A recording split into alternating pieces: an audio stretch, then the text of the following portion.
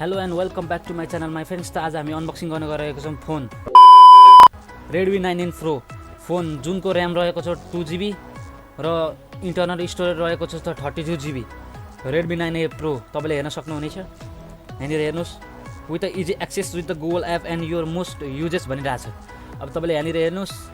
यहाँनिर Redmi 9A दिएको छ यसको स्क्रिन साइज 6.53 इन्च रहेको छ र ब्याट्री रहेको छ 5000 मेगावाट को जुन 10 वाट फास्टिङ चार्ज रहेको छ र क्यामेरा रहेको छ 13 मेगापिक्सल को 2 GHz को कोर प्रोसेसर दिएको छ वाइफाई एडाप्टर छ 5 mbps को सेल्फी क्यामेरा दिएको छ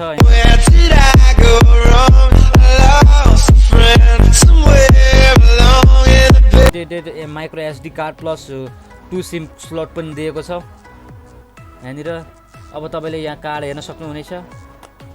कार्डमा पनि तपाईलाई यहाँनिर दिएको छ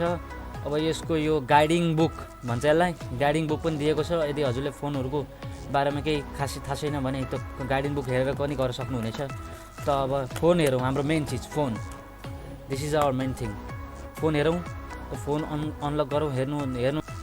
6.53 इन्च रहेको छ यहाँनिर चार्जिङ पनि दिएको छ चार्जर हेर्न सक्नुहुन्छ हजुरले डाटा केबल र तपाईलाई हेड दिएको छ अब यदि तपाईलाई जोइन अब यहाँनिर तपाईलाई दिएको छ यो कभर पनि यो फोन सँगै आउने छ यो कभर तपाईले कभर यहाँ पुट गरेपछि यो ब्ल्याकमा चेन्ज हुनेछ यो ब्लू कलरको र यो पिन पनि हामीले यहाँबाट खोल्नको लागि अहिले त अब फोनको सेटिङमा गएर तपाईलाई म अब डिभाइसमा गएर देखाइदिन्छु हैन 11.7 GB खाली रहेको छ अहिले भर्खरै मैले एपहरु इन्स्टल गरे गुगल एपहरु त्यही भएर अलिकति स्टोरेज जाउँ तल स्पेक्स यसको अल स्पेक्समा जाउँदाखेरि हैन यसको एन्ड्रोइड 10 रहे यसको प्राइस जम्मा रहेको छ 2000 years later 12000 मात्र साथी 12000 मा तपाईले Redmi 9A पाउन सक्नुहुनेछ